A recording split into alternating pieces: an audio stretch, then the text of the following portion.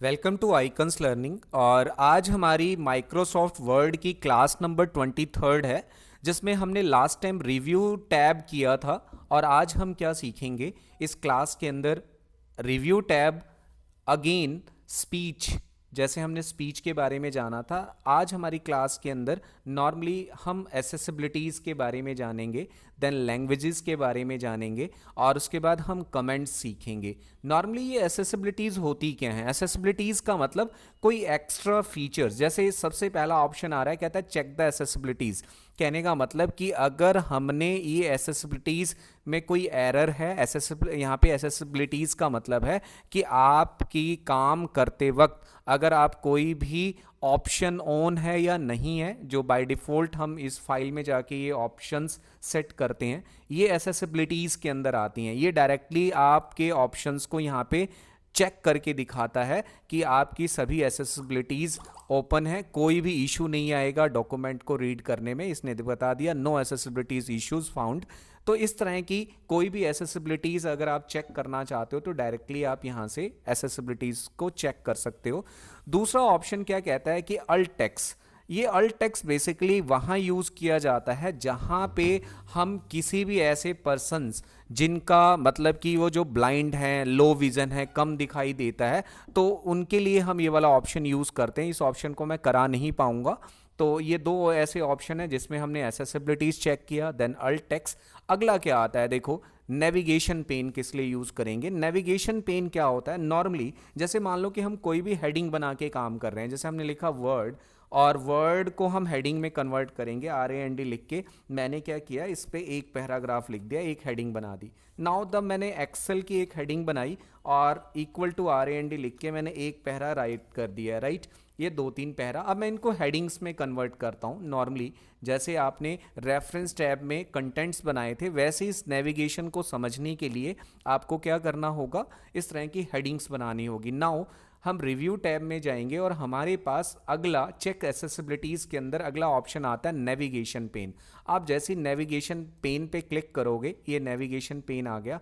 आप देखोगे यहाँ नेविगेशन के अंदर आपके सामने ये हेडिंग्स, कि भाई कितनी हेडिंग्स हैं, डायरेक्टली उस हेडिंग्स पे आप डायरेक्टली जा सकते हो नेविगेशन पेन के हेल्प से, राइट? क्लियर हो गया पॉइंट? यहाँ पे डायरेक्टली किसी भी हेडिंग को सर्च भी कर सकते हो। यहाँ पे आपने एक्सेल लिखा और एंटर करोगे तो एक्सेल हेडिंग डायरेक्टली आपको शो कर देगा जो भी आप सर्च करना चाहो।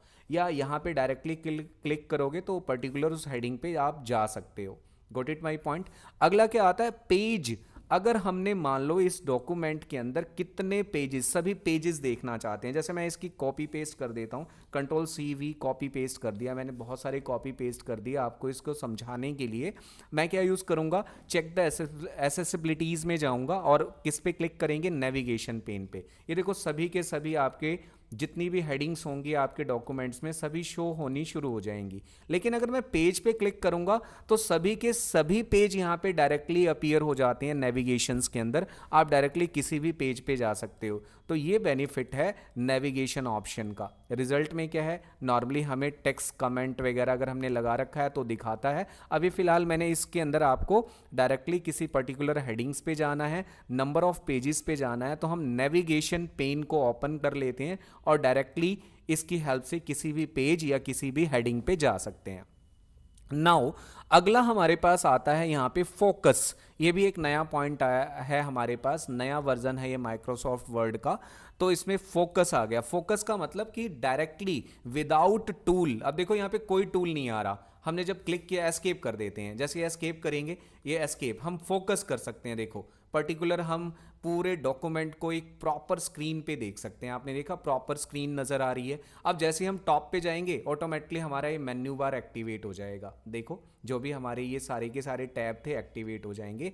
एस्केप से हम वापस उसी मेन डॉक्यूमेंट पे जा सकते हैं। मीन्स पर्टिकुलर किसी भी डॉक्यूमेंट को मैं फोकस करके देखना चाहता हूँ, प्रॉपर देखना चाहता हूँ कि मेरा पेज नज़र कैसे आ रहा है, तो मैं क्या यूज़ करूँगा, एसेसिबिलिटीज़ के अंदर फोकस ऑप्शन यूज़ करेंगे। Got it my point?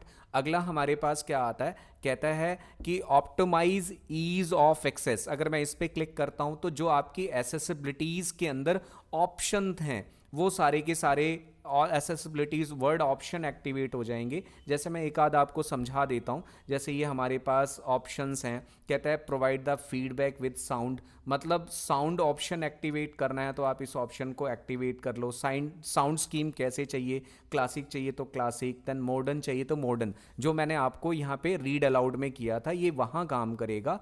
अच्छा ये देखो, ये कहता है एप्लीकेशन डिस्प्ले अपडेशन, कहता है show feature of description in screen tips. इसका क्या यूज़ है? स्क्रीन टिप्स का मतलब है, जैसे मैंने इसे ओके किया, आप जैसे ही यहाँ पे जा रहे हो तो ये क्या दिखा रहा है आपको? स्क्रीन टिप्स दिखा रहा है कि पर्टिकुलर कोई भी आप ऑप्शन यूज़ कर रहे हो तो ये स्क्रीन टिप्स आ रही हैं कि आप इसके बारे में जान सकते हो। अगर आप चाहते हो कि ये स्क्रीन टिप्स ना आए तो हम ऑप्टिमाइज जो भी है ऑप्शंस ईज ऑफ, इसमें क्या करेंगे, जाके आपने screen don't show screen tips पे क्लिक कर देंगे, देन ओके करोगे तो आप देखोगे अब आपके सामने स्क्रीन टिप्स शो नहीं करेगा। जैसे अब माउस का वहाँ पे पॉइंटर जाएगा तो स्क्रीन टिप्स शो नहीं करेगा। अगर आप शो कराना चाहते हो तो ऑप्शंस में ईज ऑफ एक्सेस आप इस ऑप्शन को एक्टिव कर सकते हो यहाँ पे। तो ये कुछ हमारे पास फीचर्स हैं इसके अंदर, ऑप्शन से हम ऑन एंड ऑफ कर सकते हैं। Now we can see the, क्या देख सकते हैं, स्क्रीन टिप्स को देख सकते हैं। तो हमारे पास ये क्या पॉइंट था, एसेसिबिलिटीज।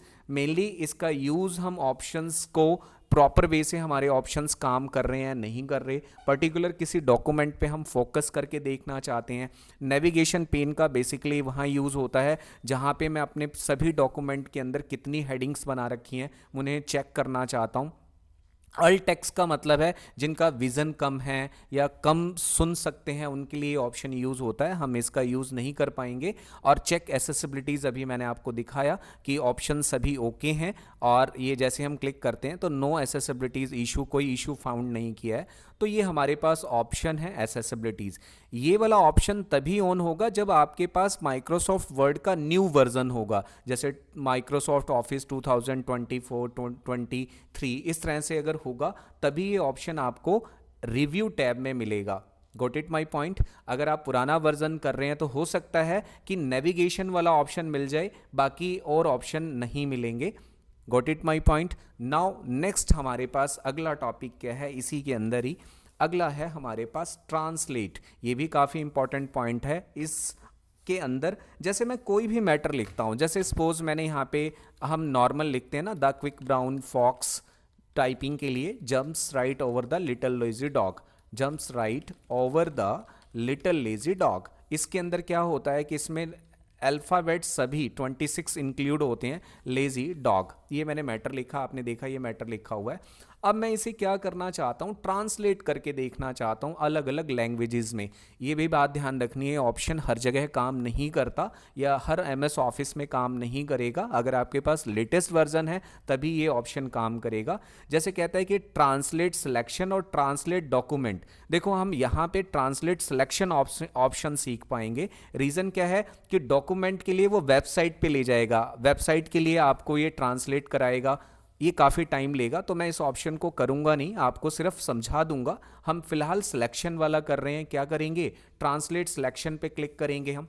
जैसे हमने ट्रांसलेट सिलेक्शन पे क्लिक किया तो आप देखो सिलेक्शन एंड डॉक्यूमेंट दो ऑप्शंस आ रहे हैं। इसके अंदर मैं चाहता हूँ कि इंग्लिश लिखा हो ना, फ्रॉम इंग्लिश टू किस में कन्वर्ट करके देखना चाहते हो। सपोज मैं अलग लैंग्वेजेस, जैसे अलग अलग आप यहाँ पे लैंग्वेजेस की लिस्ट देख सकते हो, जैसे अफगानी, देन अलग चाइनीज़। अब जैसे यहाँ पे बहुत सारी चीज़ें हैं, चाइनीज़ हैं, अफगानीज़ हैं, जैसे फ्रेंच है, किसी भी लैंग्वेज में आप इसे क्या कर सकते हो, ट्रांसलेट करके देख सकते हो। मैं फ़िलहाल यहाँ पे हिंदी में ट्रांसलेट करके दिखा रहा हूँ, ठीक है।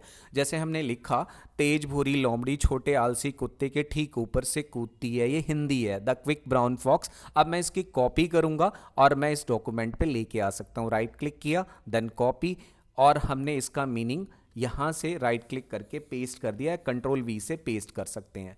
तो ये क्या था कि हम इस ऑप्शन से पर्टिकुलर किसी भी मैटर को ट्रांसलेट कर सकते हैं। अब देखो यहाँ पे एक रिवर्स भी आ रहा है, भाई हिंदी से इंग्लिश में ट्रांसलेट करके दिखाए, या हिंदी से अगर मैं अदर किसी लैंग्वेजेस में ट्रांसफ़र करना चाहता हूँ। जैसे हिंदी में मैंने लिखा, इसी को हिंदी में हम फ्रेंच में क्या लिखेंगे, फ्रेंच में, लाइक दैट मैंने फ्रेंच में ट्रांसफ़र किया है। देन राइट क्लिक करके अगर हम कॉपी करेंगे तो आपने देखा, और मैं इसे पेस्ट कर देता हूँ, कंट्रोल वी पेस्ट कर देते हैं यहाँ पे, मैंने क्लोज, देन आपने वापस कॉपी करना है, अगर नहीं आ रहा तो कॉपी देन पेस्ट करके देख सकते हैं। यहाँ पे मैंने एंटर किया, देन कंट्रोल वी पेस्ट करके देखते हैं। तो हम इसे फ्रेंच में ऐसे बोलेंगे, मैं इसे पढ़ नहीं सकता क्योंकि मुझे फ्रेंच नहीं आती। तो ये आपके पास ऑप्शन है कि फ्रेंच से, ये फ्रेंच से आपने किस में ट्रांसफ़र कर लिया, हिंदी में, और अदर अदर लैंग्वेजेस हैं आपके पास, किसी में भी ट्रांसफ़र करके आप क्या कर सकते हो, पर्टिकुलर किसी भी सिलेक्टेड मैटर को आप ट्रांसफ़र करके या आप जो भी है ट्रांसलेट करके यहाँ पे लेके आ सकते हो। Thank you.